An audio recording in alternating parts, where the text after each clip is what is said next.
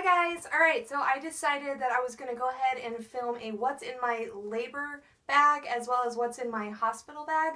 I've got two different bags. One of them is just filled with tools that I might need for when I'm in labor, dealing with contractions and, breathing techniques, all that stuff. And then the other bag is like my overnight bag with stuff that I'll need for the 2 nights that I expect to be in the hospital after I give birth. So, I also have my dog here, Archie. He wanted to be a part of this video, so you might see him wandering around looking lost.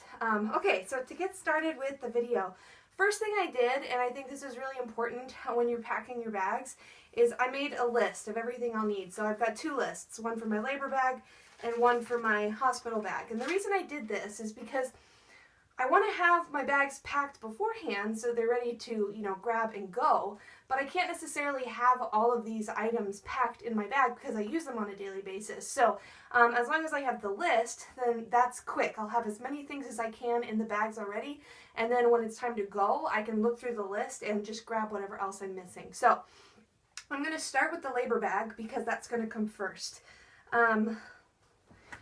I sort of stuffed everything in this gigantic reusable IKEA bag. First thing I've got is in the category of relaxation. So to help promote relaxation while I'm in labor. I've got this nifty item, which is not a toy for the dog, but he thinks it is. These are 2 tennis balls inside a sock. And this is so that you can, do massage on your back. Like my husband, who's going to be my birth partner, can massage my back. So I've got that. I've got another massage tool. This is like one of those massagers, and when you press down it vibrates, and so that might be a nice distraction when I'm in labor, just like a nice gentle massaging motion on my back for each contraction.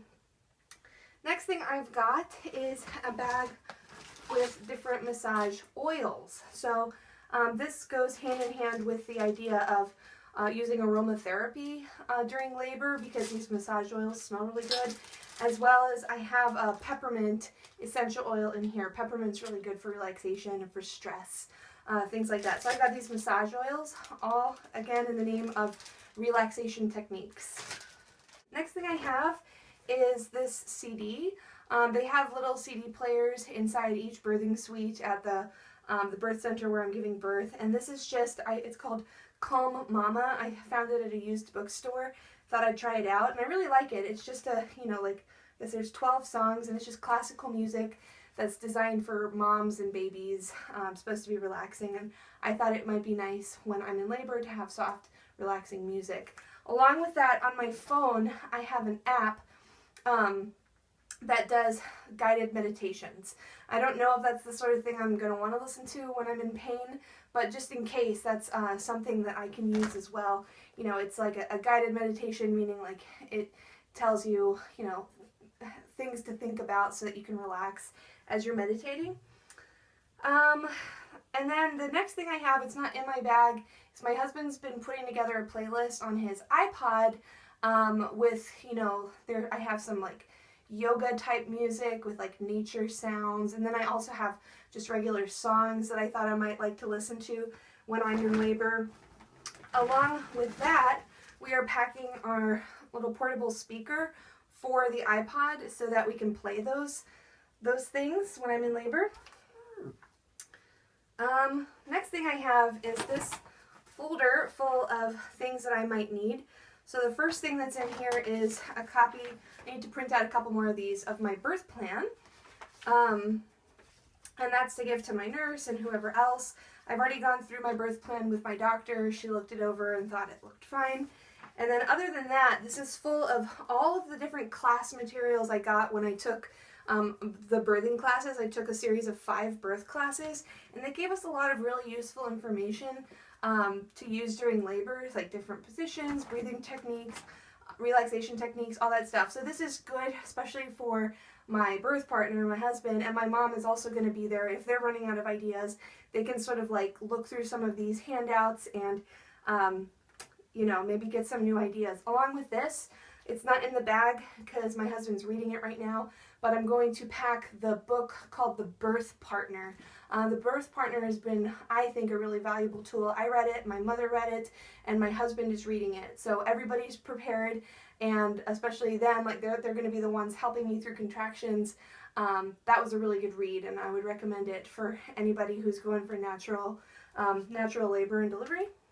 Next thing I've got, also in the relaxation category, I have three different little battery operated candles. I know this seems like overkill, but they suggested this at the birth classes that we took.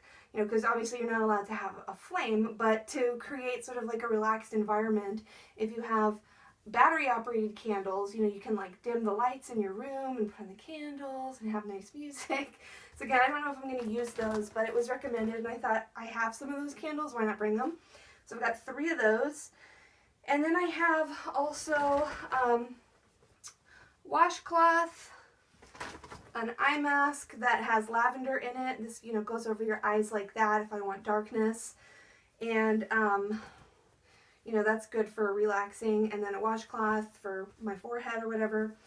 And then finally I have this, which is a skin brush. This is just something that you would use in the shower, but you can use this for brushing your skin.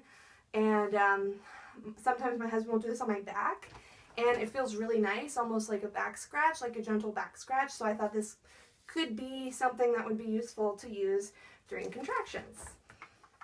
Alright, besides that, I've got some clunky items, such as my yoga mat. I can't give birth without at least having this on hand, in case, you know, I want to sit on the floor, do different positions, cat-cow, you know, things like that. I can have a birth mat, which is a lot more comfortable to be on than just the floor. I have a little stool that's the perfect height to sit on and kind of get you in a squat position. So if I want to be low down, kind of squatting, but I'm tired, I have this little stool I can sit on. And I also am bringing this. This is my exercise ball, birth ball, and you can do lots of things on that. You can bounce on it, you can rock back and forth, and then of course after the baby's born, you can also, you know, sort of bounce on the ball while you hold the baby, and it can be soothing to the baby. So I'm bringing that. And then a sheet to use in case I want to put this on the birth ball or underneath the birth ball if I don't want it to get dirty. So I'm just packing my own sheet to use. And then I have in the category of attention focusing. So the idea is when you're in labor to sort of focus your attention on something as you're working through each contraction. I have with me an ultrasound picture of my baby, so I thought that's something I can look at and remind myself, you're going to meet your baby, you're going to meet your baby, you know, to get through each contraction. I also have a handy bag full of little focal points. These are just items that are special to me for one reason or another, and they're things that I can hold and look at. I've got a couple different options in here. This is my focal point bag. And then I have a list of, you know, like positive mantras when I'm in labor. So things like you're about to meet your baby, or your body is opening up, your body is doing something normal, da da da. You know, all these positive mantras that I can repeat to myself over and over again when I'm going through the pain of each contraction. So I'm going to have a list of those so that we don't, you know, our minds don't blank when I need them most. Other than that, I've got some things for distracting me. I brought a deck of cards just in case. I have chargers in here, extra batteries for the battery operated, you know, candles, the handheld massager, those have batteries.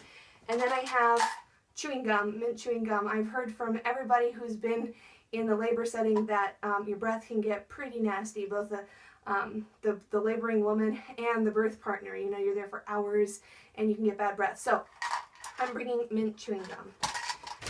All right, so that is my labor bag. Besides that, a couple little items that will be used either during labor or after in my stay. I thought it'd be a good idea to bring my white noise machine because this will help me relax. Like in a hospital, a lot of times there's beeping and commotion in the hallways, and I thought it might be difficult to relax and fall asleep. So I'm bringing my white noise machine. This was something that was on my baby registry, so it's actually technically the baby's white noise machine, but it's awesome, and my husband and I have been using it. So I'm bringing this to the hospital, and I'm also bringing things like, it's in my hospital bag, but hair ties and clips to get my hair off my face when I'm in labor. So now I'm going to go ahead and move to my hospital bag.